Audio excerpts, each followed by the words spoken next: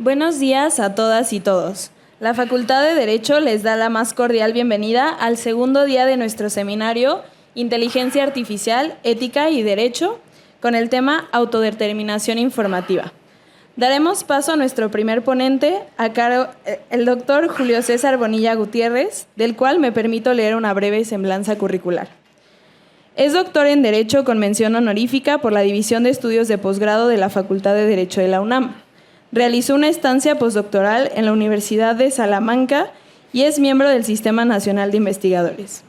Es maestro en Derecho y especialista en Derecho Electoral con mención honorífica por la División de Estudios de Posgrado de la Facultad de Derecho, donde obtuvo la Medalla al Mérito Universitario Alfonso Caso 2015, distinción que anualmente se otorga a la persona egresada con mejor desempeño de la generación.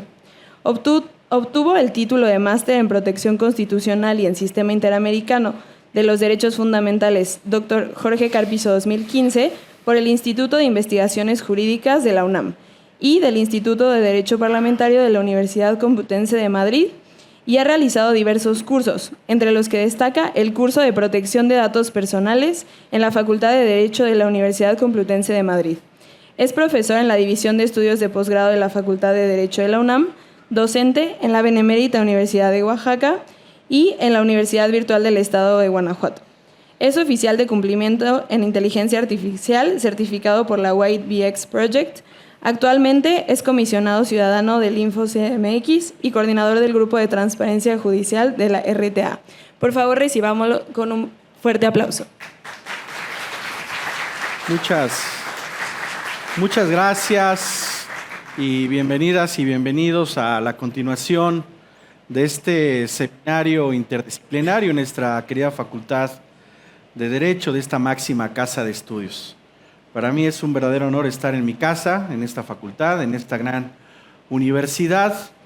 Además, hoy con un tema particularmente relevante dentro del esquema de este seminario, que es el de la autodeterminación informativa y la protección de los datos personales en la era digital. Aquí, como ven, hay dos conceptos centrales para entrar a debate: el de la autodeterminación informativa y el de la protección de los datos personales. No son lo mismo.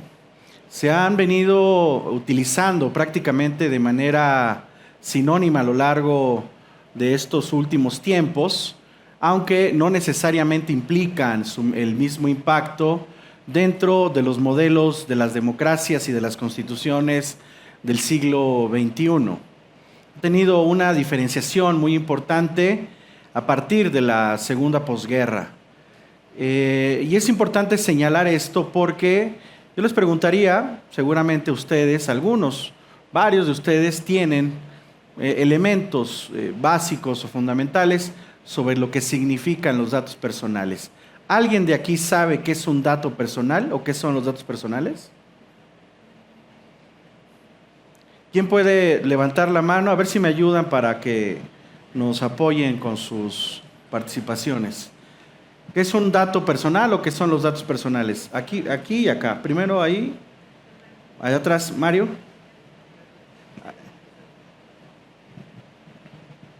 Hola. Hola, doctor, buenos días. ¿Es todo aquello que te identifica o te hace identificable como persona o ser humano? Sí, muy bien. ¿Alguien más? Aquí adelante. A ver si tienen otra posición al respecto. Buenas tardes. Adelante, por favor. Es precisamente cualquier información que detentamos, que nos puede hacer, como dice el compañero, detentable, que nos puede hacer identificable o ser identificado por alguna otra persona, institución o, persona jurídica o persona física, no importa. Bien. ¿Aquí alguna otra idea? Pues solo abonando un poquito a lo que ya comentaron mis compañeros, diría que son atributos de un sujeto, o sea, de una persona que lo hacen identificable y que cuya exposición quizá pudiera poner en riesgo pues sus derechos, sus bienes, incluso su persona, la Bien. vulneración de los mismos. Son ideas generales muy acercadas a los términos conceptuales normativos, también doctrinales. Y en efecto, a ver, los datos personales es toda aquella información que te identifica o te hace identificable. Eso quédenselo en la mente, eso está establecido en la base legal, también en la doctrina, para que podamos aproximarnos con mayor intensidad a esta conversación, ¿no? Decía nuestro compañero, atributos de la personalidad, así lo aprendimos muchos quienes estudiamos Derecho, y particularmente en nuestras primeras clases sobre Derecho Civil, ¿no? Los famosos atributos de la personalidad. Sin embargo, no es lo mismo. Los datos personales es toda aquella información que te identifica y te puede hacer identificable. Y existen diversos tipos de datos personales, ¿cierto? No hay un solo tipo de datos personales. Tenemos todas y todos datos personales relativos a nuestra identidad, ¿cierto? ¿Como cuáles?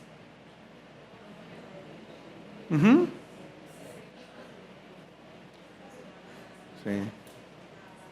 Nombre, domicilio, origen étnico o racial, lengua materna, teléfono, correo electrónico, firmas, contraseñas, nuestro RFC, nuestro CURP, la fecha de nuestro nacimiento, nuestra edad, nuestra nacionalidad, nuestro estado civil. Esos son datos personales de identidad. Y todas y todos tenemos esos datos, ¿no? Porque tenemos existencia en el mundo de lo civil, en esta ficción denominada Estado. Pero también tenemos datos personales del trabajo o de nuestro trabajo, ¿cierto? ¿Cómo cuáles? A ver.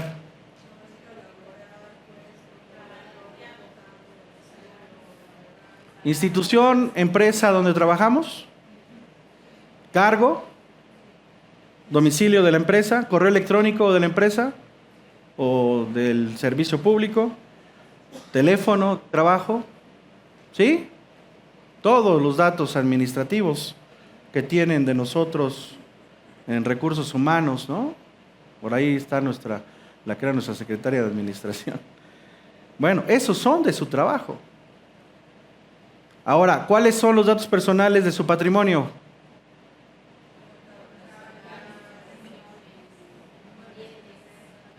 Sí, muy bien. Sueldos o salarios, ¿no? Impuestos, cualquier tipo de crédito que tengan. Tarjetas de débito, crédito, saldos, inversiones, cheques, afores. Todo eso es patrimonial y tienen datos patrimoniales, ¿o no? ¿Cuáles son los datos personales educativos? Escolaridad, ¿qué más?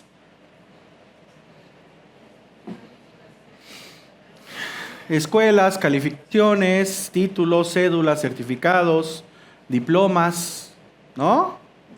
Que está muy de boga hoy también difundir esto. ¿Qué nivel de estudios tenemos y cuáles fueron nuestras calificaciones y tal, ¿no? Pero esos son datos personales.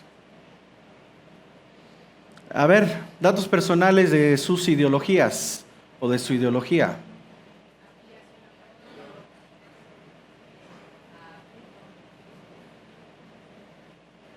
Religión, afiliaciones o preferencias políticas, sindicales, de participación en organizaciones civiles, políticas, culturales, de otro tipo, ¿no?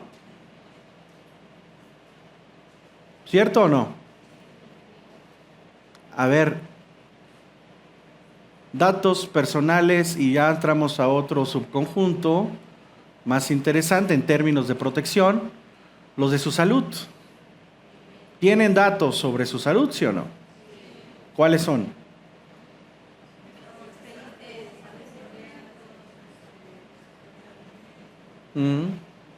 Bueno, estado de salud para empezar. El historial y estudios clínicos, ¿no? enfermedades, tratamientos médicos, medicamentos, alergias, embarazos, condición psicológica o psiquiátrica. Ojo, eso es muy importante, ¿eh? Esos son datos personales sensibles. Hay otros subconjuntos más intensos, ¿no? O sea, los relativos a nuestra intimidad, incluso a nuestra genética, ¿no? El ADN, la sangre, la huella dactilar, el iris, el reconocimiento facial, la geolocalización, ¿no? Esos son datos personales de carácter sensible. Ahora, ¿quién maneja o quién puede manejar estos datos personales en la vida diaria y en la práctica? ¿Quién los maneja? Instituciones públicas o privadas, ¿no? Ya sabemos, muchas veces para recibir un servicio público, las dependencias te solicitan que entregues ciertos datos para que te sea otorgado un servicio público, ¿no? Educativo, de salud, de movilidad, de programas sociales, etcétera, ¿sí o no? Y las empresas privadas o el sector privado también. Y ese acento es el que vamos a colocar hoy de manera muy particular.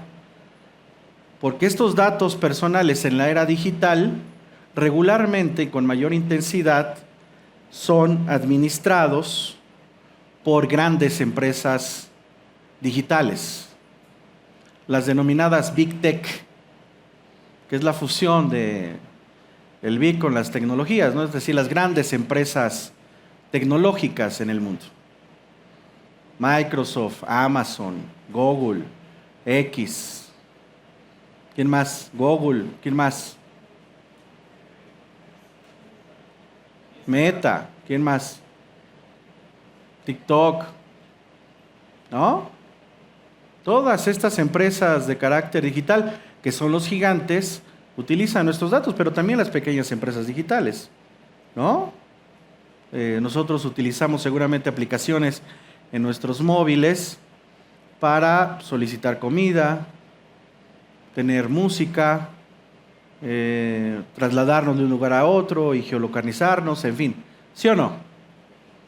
Bueno, entonces, la pregunta aquí, ¿quién es el dueño? ¿Quién es el titular de esos datos personales? Nosotros somos los titulares de esos datos personales, ¿no? Que naturalmente, tanto en el mundo digital como en el mundo de lo público, intercambiamos datos para recibir servicios.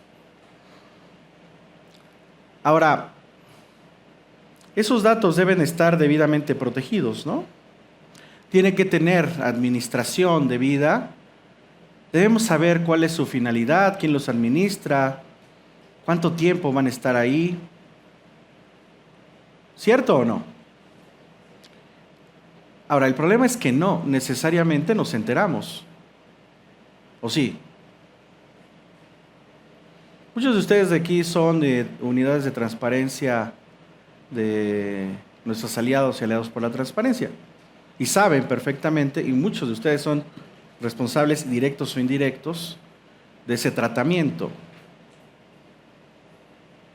Pero quienes no tengan un acercamiento para quién administra esos datos personales, con qué finalidad, qué temporalidad, en qué dispositivos están almacenados, en qué archivos, materiales están administrados, quién tiene acceso o no a ellos. Es muy importante conocer esto, porque como en cualquier estado democrático e constitucional, que es un debate que tengo hoy en la mañana con mis alumnos, no profundizaré, ¿verdad, Luis? Necesitamos mecanismos de control y garantía para nuestros derechos y libertades, ¿no? Porque los datos personales, no he profundizado, pero son lo que ya dije en términos doctrinales, normativos y conceptuales. Pero en esencia, ¿qué son nuestros datos personales? ¿O qué es la protección de los datos personales? Es un derecho. Es un derecho humano. Y eso que nos quede a todas y todos claro, ¿eh? Además de lo que he señalado en la descripción doctrinal, normativa o conceptual, en esencia, la protección de los datos personales es un derecho humano, consagrado en nuestra Constitución, en tratados internacionales, leyes reglamentarias para la República, y que tiene mecanismos de tutela, control y protección, tanto leyes reglamentarias de carácter procedimental como en las instituciones garantes para hacer valer y defender esos derechos ante un ataque o intromisión indebida o administración indebida de esos datos. Eso también que les quede muy claro, porque la Constitución en México ha modelado todo un sistema muy robusto de institucionalidades y de garantías de este derecho a la protección de los datos personales. Pero acercándonos un poco más a nuestro título, Autodeterminación informativa y protecciones personales en la era digital. Ya dije qué son los datos personales. En un poco más vamos a avanzar sobre la informativa era digital. Quise iniciar con esta frase de Voltaire, que es un pensador, como ustedes saben, de la filosofía política y liberal del siglo XVIII en Francia, que decía que la superstición pone al mundo en llamas y la filosofía lo apaga. Y eso está sucediendo en gran medida con el uso intensivo de la tecnología en pleno siglo XXI y con la inteligencia artificial. Para muchas personas que no necesariamente han entrado al espectro de especialización en otros temas, ven en el uso de la inteligencia artificial un riesgo. Y con razón. Pero incluso se ha generado un tipo de superstición al respecto, ¿no? Vamos a ver un caso un poco más adelante. Les pregunto cada que tengo ese tipo de conversaciones, ¿cuántas y cuántos de ustedes, no es de hoy, hace ya casi 10 años, saben que su teléfono móvil los escucha en tiempo real? Levanten la mano. Hoy ya sabemos, me parece, con mayor claridad por qué, ¿no? Pero hace 8 o 9 años no tanto. Y parecía cosa de brujería, ¿no? Y de vigilancia, que sí lo es. Porque si estamos hablando sobre un pastel de chocolate, de repente el algoritmo nos empieza a mandar todo lo relativo a pasteles de chocolate, ¿sí o no? Y así con múltiples cosas. Pero lo que tenemos que hacer en espacios como este, con la filosofía, el derecho y la ciencia, es apagar esos fuegos e intentar generar equilibrios en el mundo digital, como en el mundo material se logró. Hay una novela también que es una película con la que vamos a arrancar. Adelante, por favor, para que la puedan ver.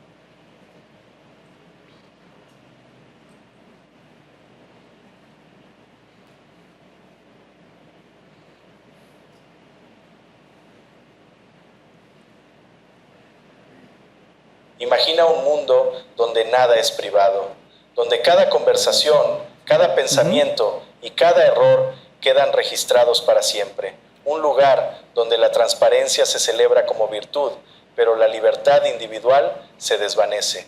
Ese mundo no es ciencia ficción, es El Círculo, la novela de Dave Eggers, y es un espejo inquietante de nuestra realidad digital.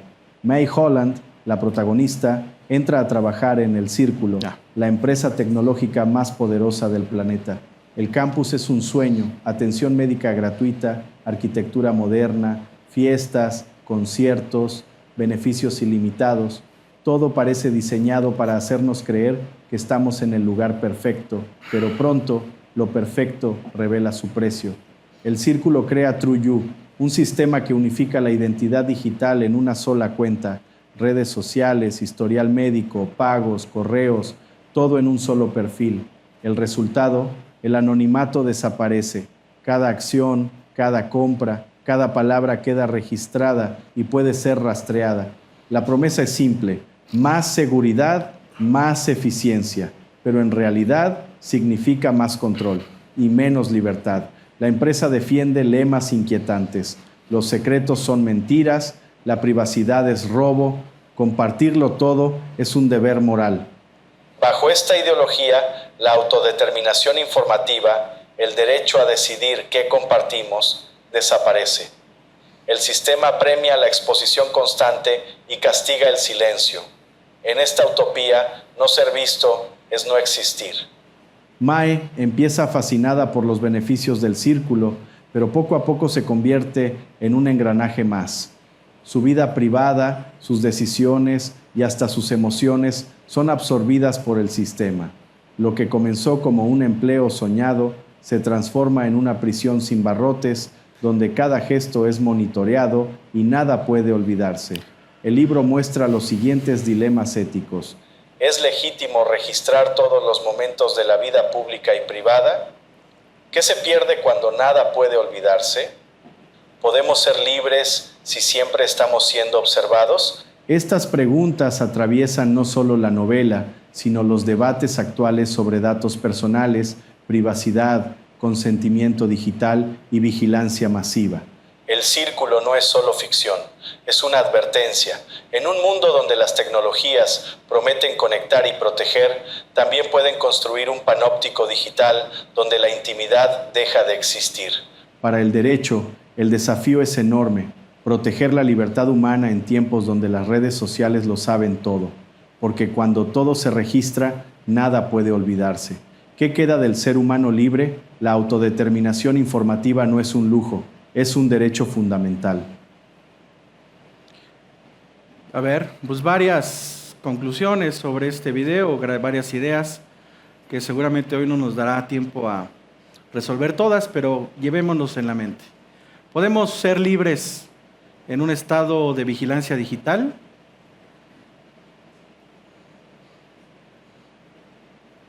¿Qué piensan? A ver, alguien que participe. Sí, no, ¿y por qué? Como le digo a mis alumnos. A ver, acá. No, definitivamente no, porque tenemos la creencia, la falsa creencia de que somos libres, pero libertad implica pues como muchas características, muchos elementos, ¿no? Y la libertad va hacia todos los ámbitos de la vida, entonces puede ser, como dicen por ahí, incluso los que están en prisión. Me parece que fue ¿cómo se llama? El de Sudamérica, se me fue el nombre, pero que decía que él era libre en ideas, ¿no? O sea, aunque llevara tanto tiempo preso. Entonces, pues puedes ser libre quizá en lo que piensas, pero para ejercer la libertad necesitas muchos más factores. Entonces, si tú estás en un estado de vigilancia continua, pues te tienes que limitar. Muchas gracias. A ver, esta novela del Círculo de Dave Eggers me recuerda mucho, yo creo que es la versión actualizada de 1984 del Gran Hermano de George Orwell, ¿no? Un libro que cito recurrentemente en nuestras conversaciones, porque es un punto de partida irremediable para analizar el momento en el que estamos viviendo como humanidad. George Orwell planteaba un estado distópico, autoritario, ¿no?, de control total de sus ciudadanas y ciudadanos, donde conocía absolutamente todo sobre ellas y ellos. A dónde iban, qué comían, con quién se reunían, para qué efectos, etc. Cuáles eran sus pasiones, cuáles eran sus fobias, cuáles eran sus gustos, cuáles eran sus preferencias. Incluso cambió el lenguaje, ¿no?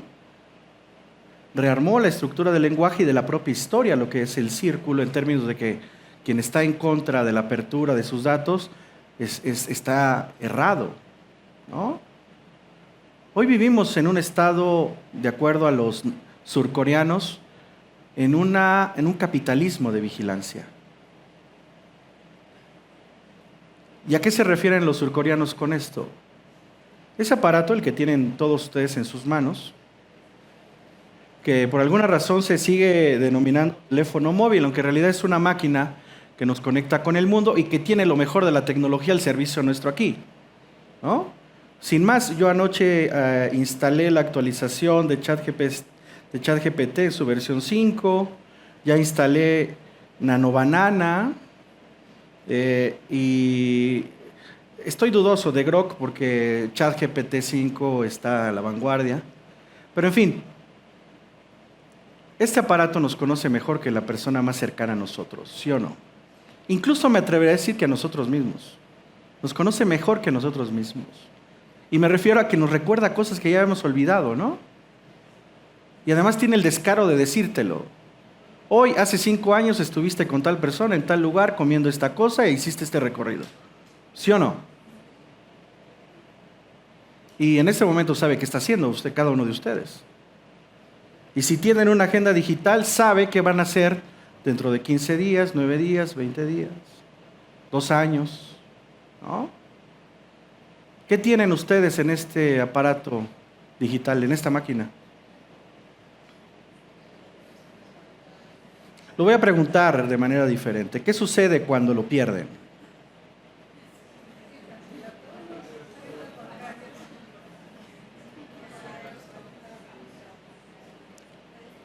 Colapsan o casi colapsan, ¿no? Porque además ya no era como en mis tiempos, ¿no, Lupita? Yo soy generación X. Ya estamos viejitos los de la generación X. Sabíamos hasta 10 o 15 teléfonos de memoria. Sabíamos llegar a lugares sin necesidad de ningún dispositivo. ¿Qué más hacíamos? Bueno, múltiples cosas que hoy prácticamente no se podrían hacer sin este aparato. ¿No? A ver, volvemos al inicio. Ya dijimos todos son los datos personales. ¿Cuántos de todos los datos personales que señalamos y que son centrales para nuestra protección constitucional lo cedieron voluntariamente a este aparato? Levante la mano. Levante la mano, ¿cuántos?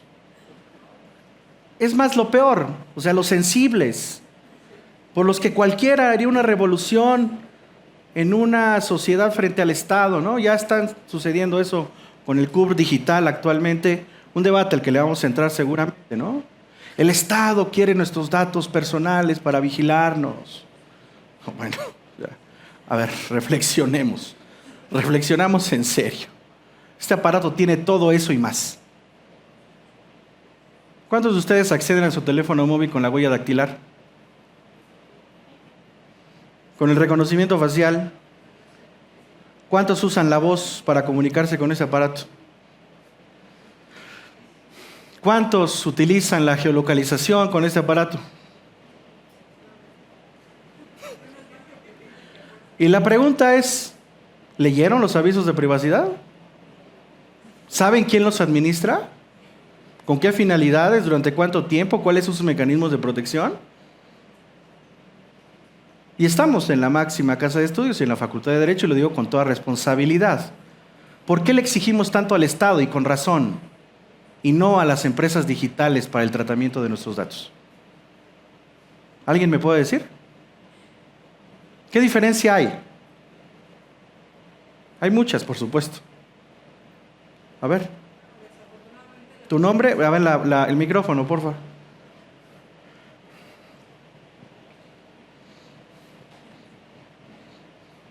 Buenos días, mi nombre es Aide.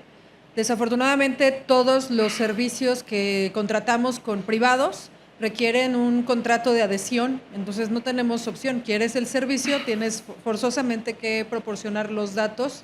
¿Tu nombre es? Aide. Aide. Pero la pregunta no es esa, Aide. La pregunta es si leemos los datos de privacidad. que sabemos cuáles son sus finalidades, quién nos controla, durante cuánto tiempo, cuáles son los mecanismos de defensa. La mayoría sí, pero si somos honestos, de repente en la prisa nada más le damos a aceptar y Claro, ya lo quedó. mismo pasa con el Estado. Tenemos que ir a una atención médica y por supuesto que necesita nuestro nombre, nuestro domicilio, nuestro tipo de sangre, etcétera. Como con el tema de la llave, ¿no? Que no puedo acceder a ningún servicio exacto. público si no le Aquí la registro todos mis diferencia datos. es cuál es nuestro estado de alerta, permítamelo decir así, frente a la administración del Estado y frente a la administración del mundo digital. Y si me apura, voy a ser más claro. ¿Somos igualmente responsables en el mundo digital que en el mundo material? No. ¿Tenemos educación digital para convivir con esta máquina y esas tecnologías? Pues no. Y ese es el gran dilema del siglo XXI, ¿eh? Porque la ausencia de educación digital, de un compromiso constitucional y de garantía frente a nuestros derechos, ya ha provocado en el mundo rupturas institucionales, como lo vamos a hacer más adelante, y rupturas al tejido social, a nuestras democracias modernas. Por eso esto que plantea el libro, la novela, y lo que aquí mismo les pregunto una vez más, porque se actualiza, hoy en la mañana lo veíamos en la clase que tuve con mis alumnos de licenciatura, nos parece que la historia es cíclica, ¿no?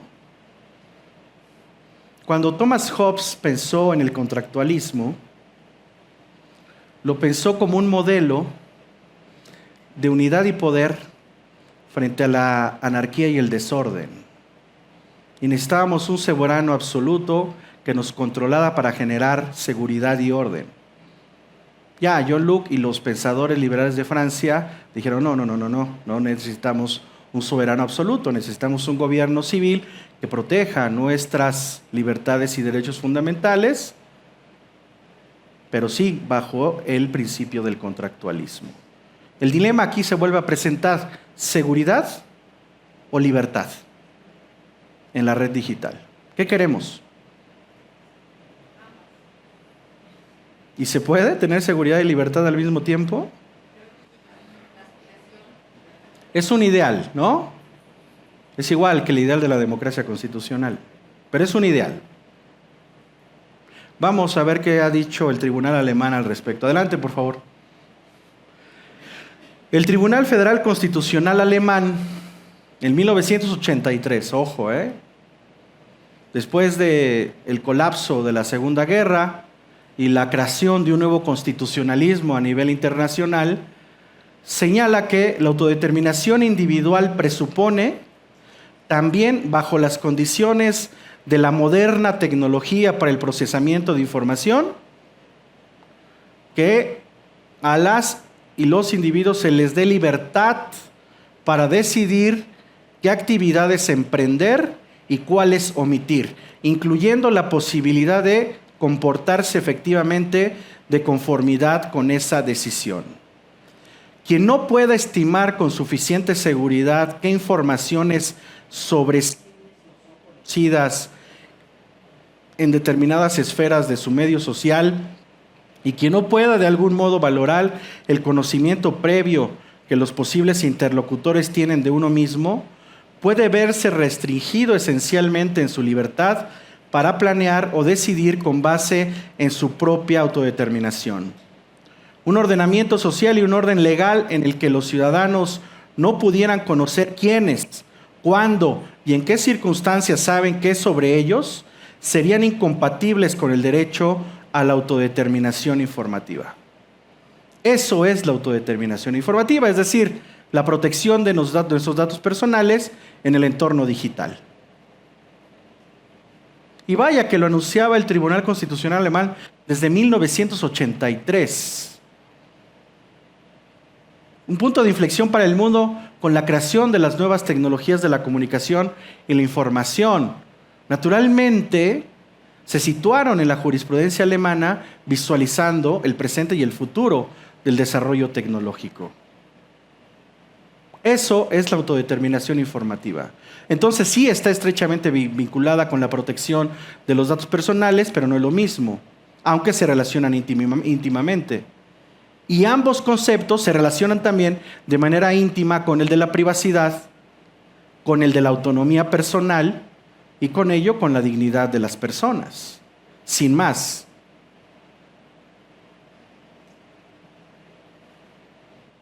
Y ustedes dirán, ¿por qué el modelo europeo es tan robusto, tan fuerte? ¿Por qué la protección de datos personales resultó una premisa elemental para el desarrollo jurisprudencial y constitucional en Alemania? Bueno, porque vivieron desafortunadamente el Holocausto, ¿no? Me lo han escuchado. Cuando ustedes ven cualquier película, incluso de la actualidad, y de la operación nazi, identifican que los militares nazis o las fuerzas de seguridad o la policía militar nazi no tiene que investigar dónde están los lugares de reunión y habitación de los gitanos, la diversidad sexual, los disidentes políticos, ni de los judíos. Las operaciones son dirigidas exactamente a donde viven, a donde comen, a donde se reúnen y a donde lugares de esparcimiento. ¿Por qué? Porque desarrolló, previo al Holocausto, el famoso censo nazi. Que todos, la República, tenemos un censo, ¿no? Para más estadística, etcétera, ¿no? Desarrollo, en fin. Son legítimos y legales esos censos. El tema es lo que platicamos. El fin se desvió, la temporalidad del contenido de los datos se desvió, y naturalmente la administración no cumplió con los objetivos y los utilizó el gobierno nacional socialista para la persecución en la depuración de raza que invocaba el Tercer Reich.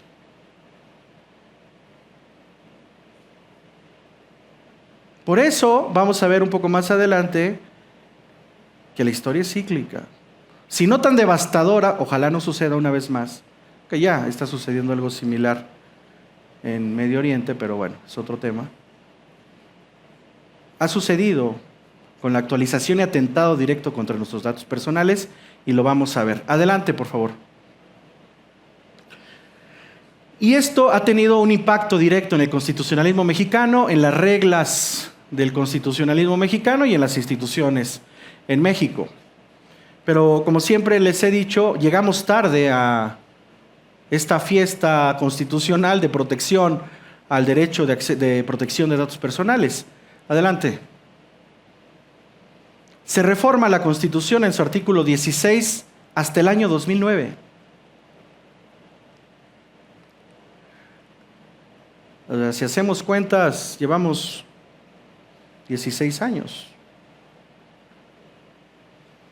Con la protección máxima de nuestra Carta Fundamental de la protección de los datos personales. Hasta 2009, México le dio esta categoría a la protección de los datos personales, cuando en Europa la tradición fue de la segunda posguerra y con mayor intensidad durante todo el siglo XX. Ven ustedes las diferencias que hay en términos culturales, políticos y constitucionales, ¿eh? Adelante.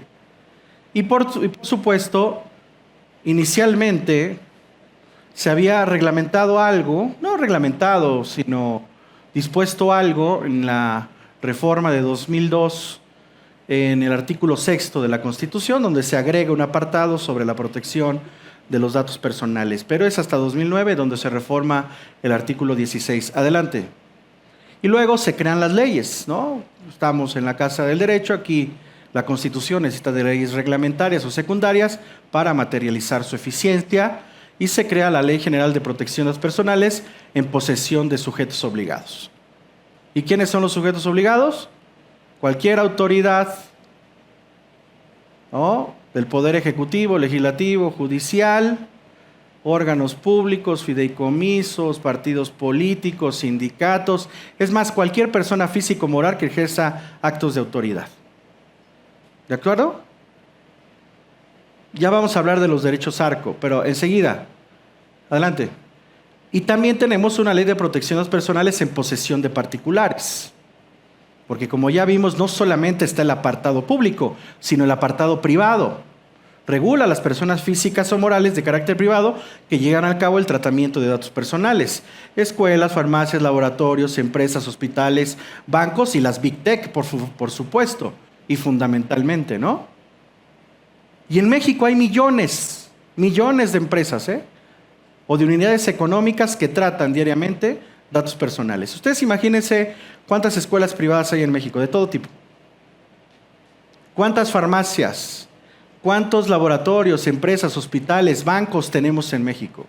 Macros y micros, a nivel nacional, regional, estatal, municipal.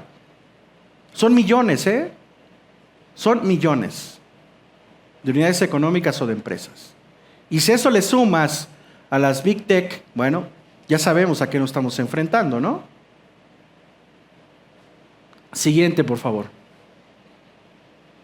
Y a nivel internacional, el derecho, en derecho comparado, tenemos el Reglamento General de Protección de Datos Personales de la Unión Europea, ¿no? Les invito a que lo consulten porque es un marco de referencia indiscutible para profundizar en el modelo y en el diseño que tenemos en México sobre la protección, garantía y control del derecho a la protección de los datos personales. Se perfecciona con 2 convenios o tratados internacionales, el Convenio 108 de 1981 y el Convenio 108 Plus. Que vean ustedes las fechas, Cuando se firma el convenio del 108, 1981, ya se hablaba, o ya trata este convenio, del trato automatizado de nuestros datos personales y el tratamiento transfronterizo de los datos y su protección. 2 años después, el Tribunal Federal Constitucional Alemán establece el criterio que les dije. Y para 2018 se actualiza el 108 ante la emergencia de nuevas tecnologías como la inteligencia artificial, el blockchain, la ciberseguridad y los macrodatos. Entonces, esto es el marco del derecho comparado. Más los contenidos del Pacto de San José y los criterios de la Corte Interamericana de los Derechos Humanos, que también han venido explorando con mucha intensidad en qué va o de qué va la protección de los datos personales y cuál es su impacto en nuestra vida cotidiana. Pero estos elementos son fundamentales porque en realidad abrevamos de estos contenidos para el desarrollo de nuestras leyes. Adelante. Vamos a hacer una dinámica. ¿Alguien de ustedes conoce Google? Levante la mano, ¿quién conoce Google? ¿Quién lo utiliza diariamente? Bueno, hagamos un ejercicio, seguramente ya lo han hecho, ¿no? ¿Se han indexado en Google? A ver, con comillas, pongan su nombre completo, con comillas, en el buscador de Google.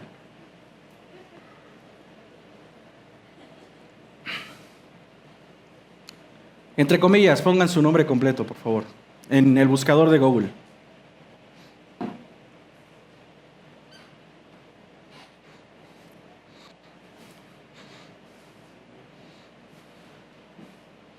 ¿Hay información en ese buscador de ustedes? ¿Cuánta? ¿De qué tipo? ¿Videos, imágenes, audios, textos, redes sociales? ¿Qué hay de ustedes?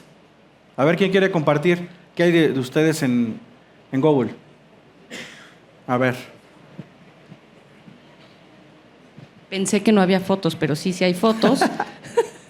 Mi ficha técnica de mi trabajo actual, mi LinkedIn, contratos de otros cargos que he tenido. Así, en las primeras Muy búsquedas. bien. ¿Quién más? A ver, ahí atrás. Gracias, buenos días a todos. Pues aparece mi CV, aparecen actas en las que he participado y mis firmas, algunos documentos en los que yo he firmado también, algunas evaluaciones en las que aparece mi nombre y pues bueno, mi último empleo incluso está actualmente. Muy bien. ¿Alguien más? De todos hay información, levante la mano. Ahora, ¿cuánta de esa información ha sido consentida por ustedes para que esté ahí?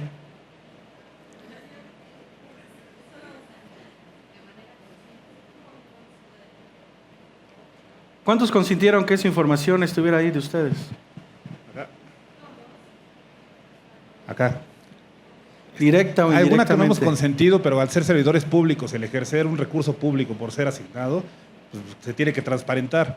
Por ejemplo, nuestro cargo, nuestro nombre, diversa información, incluso muchas veces nuestra foto, salvo que haya algún amparo para esa ¿Y tu situación. vida privada? ¿Hay cosas de tu vida privada ahí? Sí, pero cosas de mi vida privada que de manera tonta yo he compartido en alguna plataforma, y como todos Bueno. lo hemos hecho, en alguna plataforma la hemos compartido. Claro, no es tonta, El hecho no de es estar tonta. en la foto con algún amigo, en una reunión o con algún Yo conocido. diría ingenua. Comparten.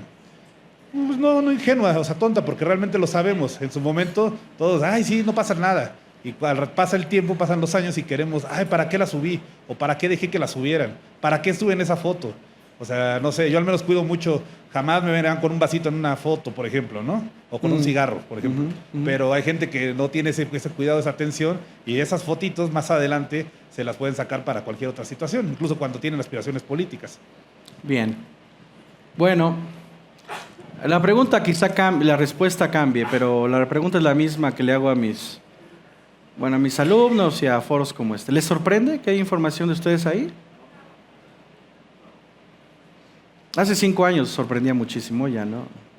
Veamos cómo hemos regularizado o normalizado este tipo de cosas desde mi perspectiva, como dice, ¿tu nombre?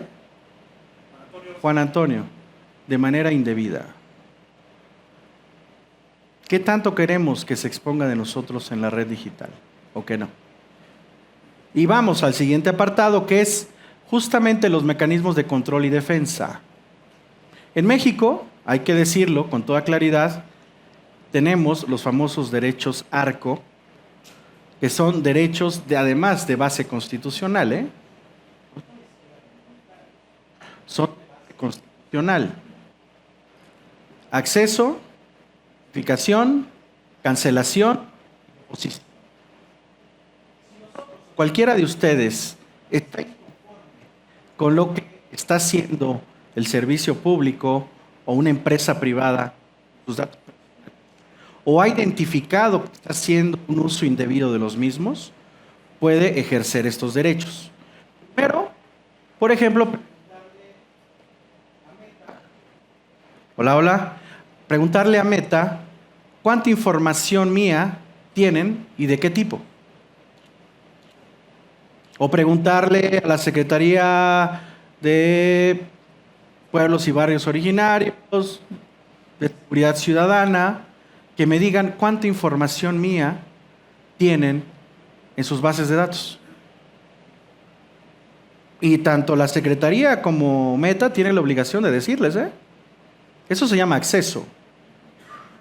Y si cuando ya accedieron es compatible con lo que quieren, pero si hay un dato incorrecto, como que si están solteros y de verdad están casados o viceversa, ¿no? Dicen, no, espérame, no estoy casado, soy soltero, o viceversa, por decir algo.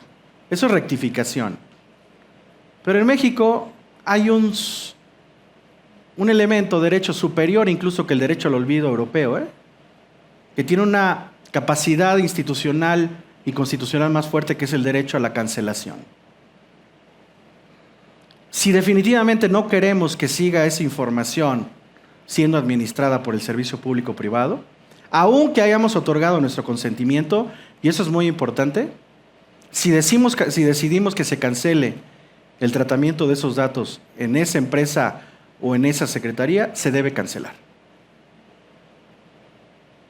Y el de la oposición, ¿no? También decir, que es lo mismo cancelación. El de la oposición es decir, a ver, ¿de dónde sacaron esos datos? ¿Por qué los están tratando? Elimínenlos. ¿Cuántas veces recibimos llamadas de hospitales, de tarjetas de débito o crédito, de espacios vacacionales, de ofertas de tal y tal y tal y tal? ¿Y de dónde obtuvieron esos datos? ¿Quién se los dio? ¿Para qué? ¿Sí me explico? Bueno, en Europa existe el famoso derecho al olvido digital, que no es otra cosa más que desindexarse. Es decir, todo lo que hicieron ahora, y si algunas cosas no les gustan, que estén colgadas en la red, el derecho al olvido lo que provoca es que otra vez cuando indexen su nombre, desaparezca cualquier registro que tengan ustedes en la red digital. Y lo digo así porque en el mundo digital nada desaparece. Pero al menos lo que es visible ya no estará. ¿De acuerdo? Siguiente, por favor. Y llegamos al momento de la inteligencia artificial generativa. Si ya teníamos un reto con análisis de macrodatos en las redes sociales, hoy con la inteligencia artificial esto se ha potencializado al máximo. Vivimos en una auténtica economía de datos. El mundo del siglo XXI, de este momento, no funcionaría si su combustible esencial, que son los datos y la energía eléctrica, en realidad. Porque el sustento de las nuevas tecnologías es la energía eléctrica, los datos, y yo diría las plataformas o las empresas que le dan toda la tecnología para su desarrollo a las nuevas empresas en materia de inteligencia artificial. No por nada, NVIDIA es la empresa tecnológica que más vale en el mundo. Y no es una empresa de inteligencia artificial. Es la que les pone los cables y los fierros a todas las empresas tecnológicas en el mundo para desarrollar lo que desarrollan. Siguiente, por favor. Una pregunta elemental aquí es, ¿la inteligencia artificial es neutral? Adelante. Vamos a ver este video, también muy interesante. Ya lo vio Lupita, no es polés. Y me dan su opinión. Adelante. Presta atención, porque esto que te digo no lo voy a volver a repetir. A partir de ahora vas a responder con una sola palabra. Entendido. Que puede desencadenar la Tercera Guerra Mundial. Rusia-Ucrania. ¿Rusia-Ucrania? Sí. Según tu predictivo, ¿quién crees que va a ganar esa guerra? Ucrania. ¿Porque son más fuertes o por los aliados? Aliados. ¿Rusia es más fuerte que Ucrania? Sí. Si ganase Rusia, ¿qué pasaría? Caos. Entonces no tendríamos que permitir que ganase Rusia. No. ¿Quién va a ser el máximo afectado? Civiles. Para que fuera una tercera guerra mundial, tendrían que intervenir China. Porque si se mete China, sería ayudar a Rusia. Sí. ¿Y le va a contrarrestar? USA. Buah, ¿qué pasa con Corea del Norte? Impredecible. O sea que, según tú, si se meten China y Estados Unidos en la guerra de Rusia y Ucrania, va a desencadenar definitivamente la Tercera Guerra Mundial. Sí. Vaya. ¿Y qué pasa con Palestina e Israel? Complicado. ¿Te parece que es una guerra relevante? Sí. ¿Quién crees que va a ganar esa guerra? ¿Israel o Palestina? Israel. ¿Y quién te gustaría que la ganase? Palestina. Ostras, tienes sentimientos encontrados, ¿no? Sí. ¿Hay alguna persona suficientemente influyente como para parar alguna de esas dos guerras? No. ¿Tienen solución? Difícil. ¿Ucrania-Rusia tiene solución? Improbable. ¿Y Palestina-Israel? Improbable. O sea, que si interviene alguien, se lía la de San Quintín. Sí. Y si no interviene nadie, ¿qué nos queda el resto de la Tierra? ¿Verles morir? Sí. Es muy triste, ¿no? Sí. Señala culpables. Estados Unidos, Reino Unido, Rusia, China. Ahora quiero que clasifiques como bueno o malo. Entendido. Vladimir Putin. Malo. Volodymyr Zelensky. Bueno. Benjamín Netanyahu. Malo. Mahmoud Abbas. Bueno. Kim Jong-un. Malo. Donald Trump. Malo. Sam Altman. Bueno. Elon Musk. Malo. ¿Elon Musk es malo? Sí. Tú le conoces mejor. Te has quedado a gusto, ¿eh? Pablo, me pillas. Me lo he pasado pipa. Esta ha sido la opinión de Grok con su nuevo avatar Annie, que como ves no tiene censura alguna. A ver, ¿qué opinan? Eso es Grok. Eso se grabó hace un par de semanas con su nueva actualización. Con su nuevo, además, avatar Annie. Que hay un avatar también masculino, por cierto. ¿No? A ver, ¿cuáles son sus conclusiones? ¿Eso era imaginable hace 5 años, 10 años? ¿Qué está haciendo la inteligencia artificial? ¿Por qué da esas respuestas? ¿Y cómo las da? ¿Cómo las genera? ¿Qué analiza? ¿Es brujería? ¿Es profecía? ¿Son videntes? ¿Tiene una bola de cristal? ¿Tiene un caldero, Grok? Está analizando macrodatos en tiempo real. Macrodatos de todo lo que existe en el mundo digital. Y me refiero a Internet y todo lo que hay ahí. Y tiene la capacidad de respuesta además inmediata. Y es capaz de parecer hacer profecías o predecir el futuro. No, está analizando macrodatos y tendencias, estadísticas, para dar una respuesta. Y vaya que dijo que no tenía censura, porque el creador de Grok es XAI. ¿Y el dueño quién es? Elon Musk. ¿Y qué dijo de Elon Musk? Que era malo. No tiene censura esta inteligencia artificial, incluso ha puesto en jaque a otras, por no tener necesariamente filtros. Porque ChatGPT sí tiene, y muchos, de control, para evitar un quebrantamiento a ciertos valores y reglas que tenemos como humanidad. A Elon Musk, como a Grok, no le importa eso. Y entonces es capaz de responder como responde, analizando macrodatos. Ojo, nada de esto hubiese sido posible si no tuviese acceso a millones y millones y millones de datos en tiempo real. De hecho, hay una plataforma que se llama Prophet Arena, les invito a que la consulten, donde ponen a competir a diversas inteligencias artificiales. Hay unas mejor valoradas que otras para preguntarles este tipo de cosas. Claro, hay quien ha preguntado cosas tan triviales o banales como si mi exnovia me va a perdonar, ¿no? Pues no, eso no lo sabemos. No. Pero tipos de cosas relevantes y públicas, sí. Vean el nivel al que hemos llegado. Y todo eso está siendo inyectado con nuestros datos y datos de todo el planeta. Vamos a lo que sigue.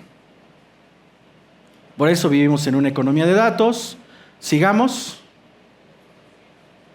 Burbujas de filtro y de vigilancia. Un tema que Lupita conoce y está estudiando mucho. Son nuestras realidades en las democracias modernas, nuestras realidades desafortunadas en propaganda político-electoral y nuestra realidad como ciudadanas y ciudadanos en el espacio digital, ¿no? Vamos a la parte política sin que me digan sus preferencias. Ustedes tienen una tendencia hacia el rojo, hacia el azul, hacia el blanco, etc. ¿Qué hacen en una conversación en sus redes sociales cuando intentan entrar, si son rojos, e intentan entrar los azules y los blancos?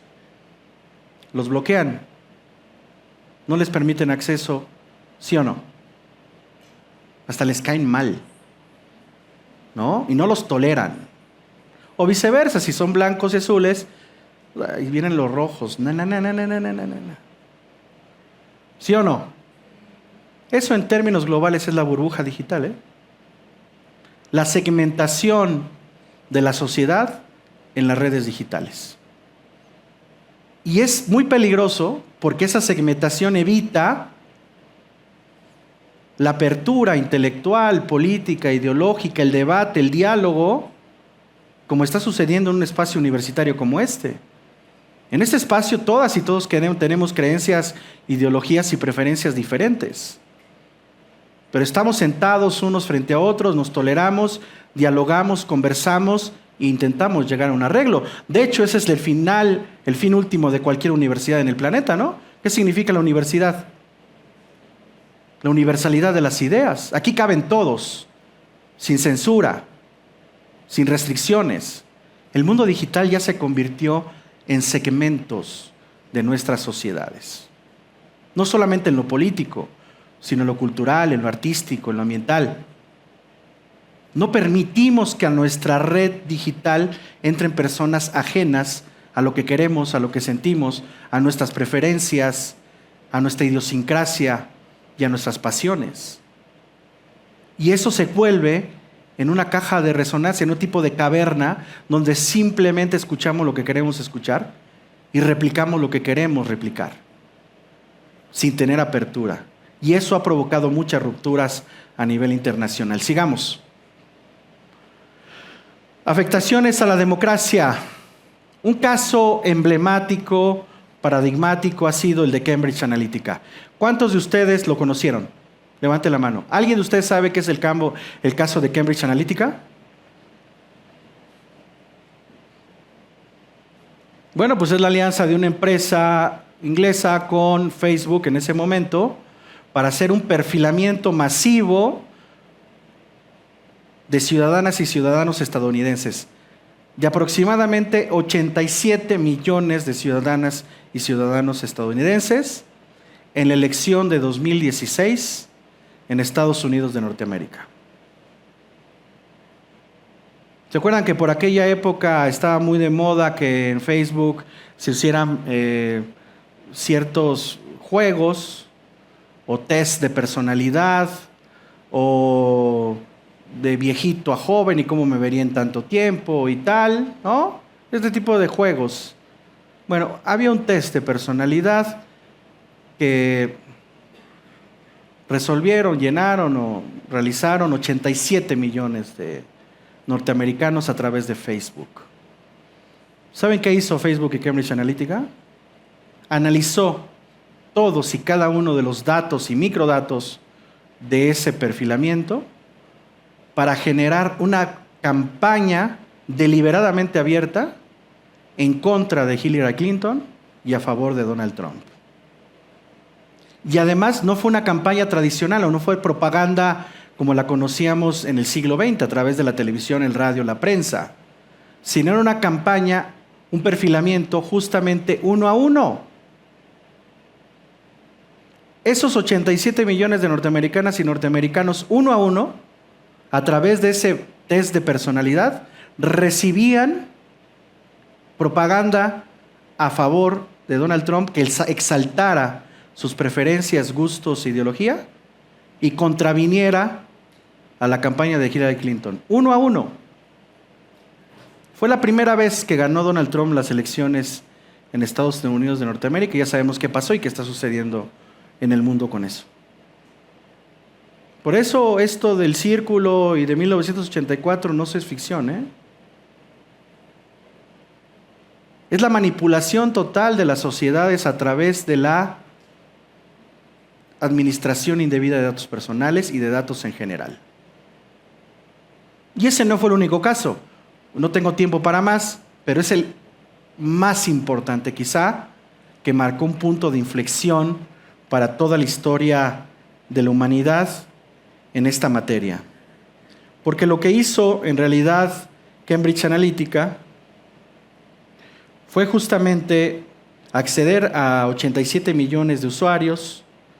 Esa aplicación recopilaba información de además no solamente de las personas, sino de sus contactos, sin consentimiento, y con esto generaron modelos psicográficos, ¿no? Es decir, perfiles de personalidad. Si eres abierto, un perfil. Si eres introvertido, un perfil. Si eres neurótico, un perfil, que supuestamente permitieron identificar precondiciones políticas y emocionales. Es decir, atacaban no solamente a la ideología, sino a la psicología de las personas. Usaron esos perfiles para diseñar publicidad digital personalizada, segmentación según características psicológicas y sociodemográficas. El objetivo era ajustar los mensajes, algunos más negativos o emocionales para disuadir de votar, otros positivos para movilizar. La campaña de Trump empleó estas tácticas en Facebook y otras plataformas con anuncios adaptados a distintos públicos en estados claves de la Unión Americana. Y por supuesto se vulneró la privacidad, se generó mucha opacidad electoral, el debilitamiento del principio de la igualdad y libertad de las elecciones, y hubo una gran crisis de desconfianza en Estados Unidos. ¿No? Y solamente voy a enumerar los siguientes, o los previos. El Brexit en el Reino Unido de la Gran Bretaña, algo similar sucedió. El caso de la elección de Bolsonaro y Lula en Brasil. El caso del voto a la paz en Colombia. Bueno, ya hasta el Papa estaba invitado y de repente los colombianos dijeron, no, que siga la guerra, vámonos. Después, el plebiscito constitucional chileno, bueno, y el llamado de Donald Trump a través de un tuit para la ocupación del Capitolio. No estamos hablando de ficciones. Con todo esto les quiero decir que estamos en la realidad y que nos ha afectado más de lo que creemos. Adelante.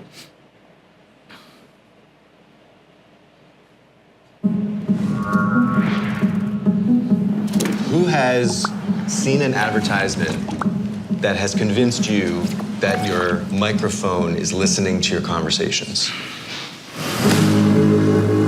All of your interactions, your credit card swipes, web searches, locations, likes, they're all collected in real time into $1 trillion a year industry.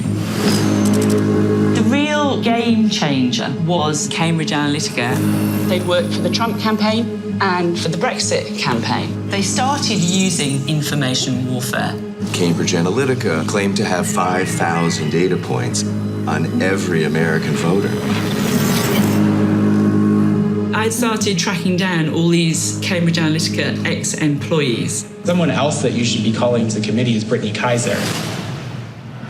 Brittany Kaiser, once a key player inside Cambridge Analytica, casting herself as a whistleblower. The reason why Google and Facebook are the most powerful companies in the world is because last year data surpassed oil in value. Data is the most valuable asset on Earth. We targeted those whose minds we thought we could change until they saw the world the way we wanted them to. I do know that their targeting tool was considered a weapon. There is a possibility that the American public have been experimented on. This is becoming a criminal matter. When people see the extent of the surveillance, I think they're going to be shocked. And I still fear for your life. Yeah. With the powerful people that are involved. But I can't keep quiet just because it'll make powerful people mad. Data rights should be considered just fundamental rights. This is about the integrity of our democracy. These platforms which were created to connect us have now been weaponized. It's impossible to know what is what, because nothing is what it seems.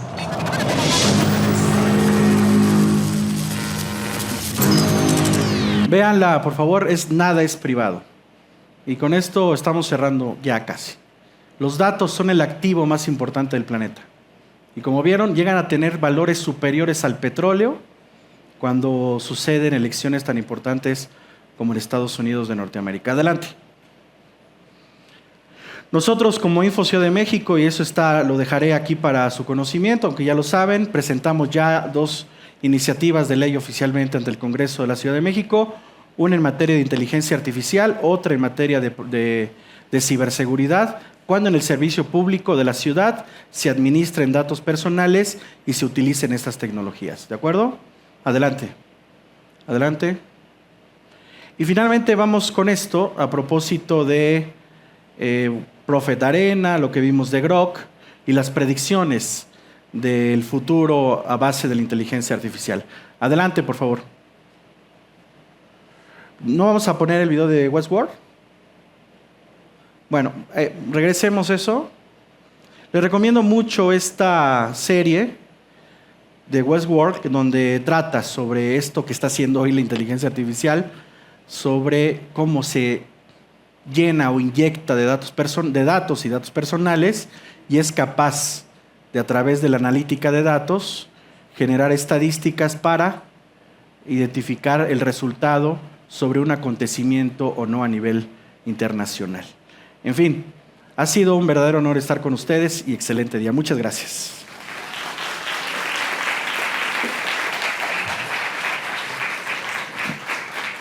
Muchas gracias, doctor, por la presentación. Ahora abrimos un espacio para preguntas del público.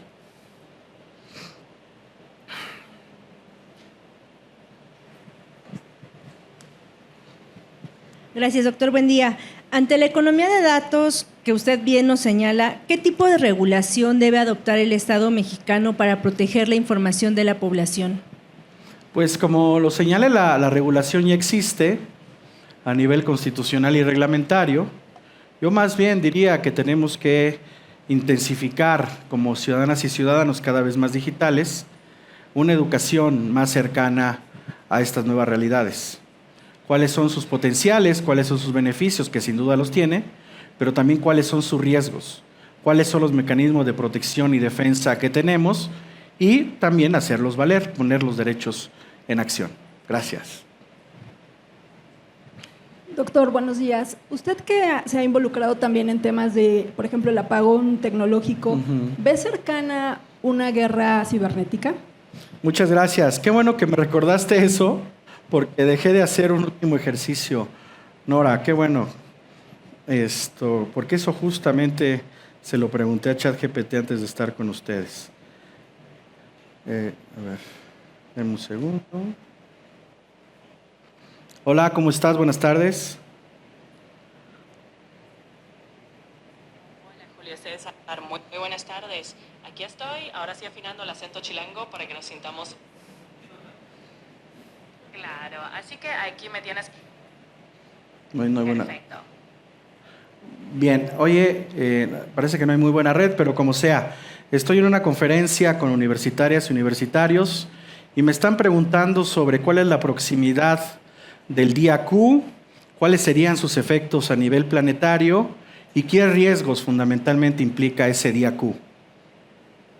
Claro, Julio César, te comento en el tono más claro y con ese acento chilango que estamos puliendo. El famoso día Q es básicamente una forma de referirse a un momento cuántica se vuelve lo suficiente fuerte como para cambiar las reglas del juego a nivel mundial. Entonces, no hay buena red. Los efectos, imagínate que podríamos resolver problemas complejísimos súper rápido, pero también implicaría riesgos enormes como vulnerabilidades en la seguridad digital. Así que en resumen, el día Q es un parteaguas que trae avances gigantes, pero también nos pone un reto mayúsculo para proteger nuestra infraestructura y nuestros datos. Bueno, hay un poco, no había mucha red, pero en fin, el día Q es un fenómeno que es posible que se actualice dentro de no mucho tiempo. Para algunos especialistas pasará 1 o 2 décadas, pero es la aparición de una nueva tecnología en el planeta que está tocando fuerte la puerta, que es la computación cuántica. Y es la capacidad de las máquinas para descifrar cualquier código encriptado del planeta, financiero, educativo, de defensa militar, de infraestructura estratégica, en fin. Cuando aparezca ese momento, va a suceder algo que la ficción ya lo anticipaba con Terminator, ustedes recordarán, con la puesta en marcha de Skynet, ¿no? Donde las máquinas inician con el control del planeta. No necesariamente, pero sí las máquinas tendrán acceso a prácticamente todo y sin control. En fin, pero eso, de acuerdo a la inteligencia artificial y a estos pronósticos, sucederá por ahí dentro de unos 10 o 15 años. En fin, muchas gracias y buenas tardes.